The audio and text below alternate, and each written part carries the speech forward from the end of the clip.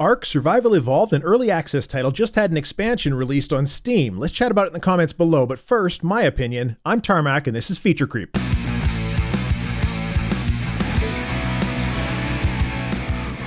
There are three responsible parties at play here, but I want to give as much background on this situation as I can. ARK Survival Evolved is a multiplayer survival game put out through Steam Early Access in June 2015. It made its way onto Xbox One Early Access in December last year as well. The premise of the game is a first-person, third-person hybrid where you're building and crafting, as you would expect, and then the claim to fame, taming dinosaurs. It had a pretty high level of user reviews, not including the standalone game mode called Survival of the Fittest, which essentially is a combat-only version of the game available for free.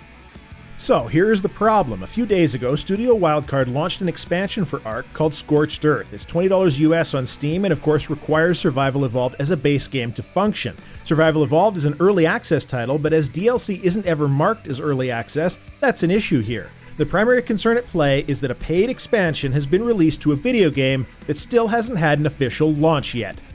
What greed this is. Studio Wildcard has been selling an early access game and spending a significant amount of time and money on making an expansion for that game, which hasn't left early access yet. Sure, have your cake and eat it too, am I right? Can't criticize the game because it's still early access, bugs are expected, especially in the survival genre, which is populated by probably the most patient and optimistic gamers around who are willing to pay for really rough titles that it's questionable will ever be properly released as completed products.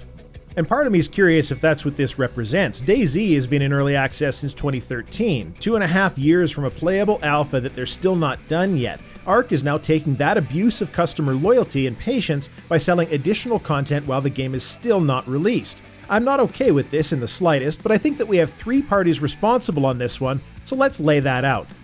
First of all, I want to address the players. This is not your fault. Much the same way as a person who gets robbed in an alley because they were out after dark, you do not bear guilt or direct responsibility for the actions of another, of course. However, my dear friends, you're sure as hell not doing gaming consumers any favors by purchasing this garbage and letting game companies abuse you. Don't take that walk alone down the alley at night. Find a lighter street, take some precautions, or to use the precise example, please, for the love of all that is good for consumer protection, don't reward Studio Wildcard for being an abusive developer not worth your trust and patronage.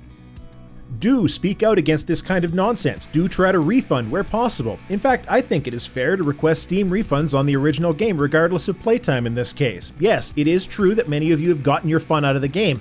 However, there's an implicit relationship between the customer and the game developer even in early access. That implicit relationship is that despite the game being unfinished, the primary goal of the developer is to finish the product that you purchased. Clearly, this is not the primary goal of Studio Wildcard, or else the time and money spent on making the expansion would have been directed towards the base game.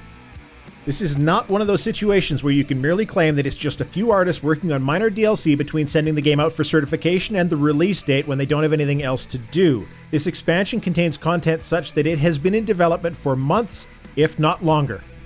The second item of responsibility that I'd like to address is Steam. Gabe, you run the largest independent entity in the game industry. You have a very basic responsibility as a gamer and a human being to your consumers to try to do what is good for them, and you don't have shareholders breathing down your neck like most of the other big companies. How exactly is allowing titles to sell DLC while still in early access in the best interests of the consumer? Why is this not a very basic limitation of early access? The devs have to finish the game before they release more paid content for it. Valve is absolutely a responsible party in this because they take a cut and their system enables this shady behavior by developers.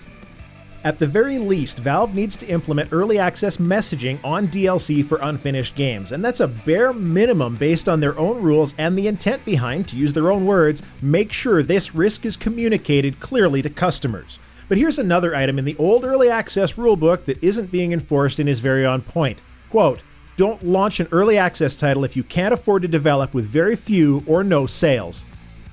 So third and last of the responsible parties is Studio Wildcard. They either needed the money or they wanted the money.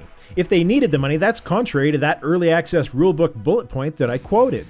If they just wanted the money, well, that's quite simply an abuse of the consumers who have supported their game by purchasing the early access original title. Either way, it's shady as hell. I've always held a reasonably healthy skepticism about businesses in general. By their very nature, companies will take what they can get, but that has a lot to do with the shareholder model and a lack of business ethics being mandated at the forefront of company culture. Putting out a paid expansion to your unfinished game is unethical. Not illegal, however, although much like No Man's Sky, that bit depends on what kind of claims the developer has made in the past about this title. I couldn't find anything overt stating that they will finish the base game before fleecing customers for more money, and while I think that relationship is heavily implied, implication is a difficult court battle at best. What Studio Wildcard has shown by going down this road is that they cannot be trusted to think of what is good for their customers. It's the simple truth of the matter. You now have to expect that whatever moves they make do not consider you, the gamer, as a valued aspect of their business outside of the content of your wallet. And that is a disappointing realization to come about any developer. We expect it from the big ones like EA, Activision Blizzard, and Ubisoft, and now that I've slammed the ethics of the company, let's put a caveat on it. The ARK dev studio was sued by the company that made Dungeon Defenders because one of the Wildcard developers was alleged to have breached a non-competition clause by poaching some other developers from the previous game. The suit was settled in April, and word on the street, according to an apparent Twitter DM by Studio Wildcard co-founder Susan Stieglitz, is that it cost them $40 million. A lot of companies settle because it's cheaper to do so than to defend, even if they know that they're not guilty. It takes a pretty low level of confidence, though, to settle for $40 million. So, it is possible that they had a legitimate, if also shady as hell, reason for needing more money sooner than later. Unfortunately, the right way to do that kind of thing would be to communicate it to the customer base and work as publicly as possible to help customers understand that more funding was required, not release a paid expansion to an unfinished game without an explanation. So, let's recap. Customers are not responsible for this, despite gamers continuing to buy into bad business practices. They're just not doing the rest of us any favors by perpetuating it and showing companies that the consumer base will buy anything. Valve does have a hand in responsibility here because they financially benefit from this kind of thing. Their rules should do a better job of protecting their customers, and it appears that their early access rulebook is more guidelines than actual rules. And last, but most certainly not least, Studio Wildcard is phenomenally unethical in this move and needs to do something to fix it. Now, before I close up, I want to show you something that I found during my research for this episode. You're watching a trailer of ARK Primal Survival, which is a total conversion mod letting you breed raptors and other dinosaurs and things like that. I'd like you to listen very carefully to the sound this raptor makes, and I'll repeat it a few times before showing you where they got it from.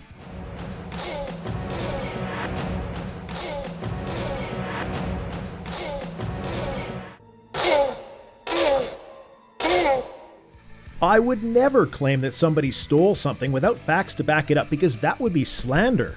It is possible, though granted very unlikely, that Studio Wildcard licensed this specific audio asset from Universal Studios, or coincidentally got their own raptor bark by recording audio of tortoises mating, which is where the sound for Jurassic Park was sourced. You be the judge. Did I miss anything? I don't think so, but let's chat down in the comments. Feature Creep is a regular show, and you should subscribe because that's the thing YouTubers are supposed to tell you to do. Otherwise, you get to the end of the video, YouTube will autoplay something else, and by then you've forgotten about the amazing content that you just watched. Thanks for watching. That's all I have to say. Tarmack out.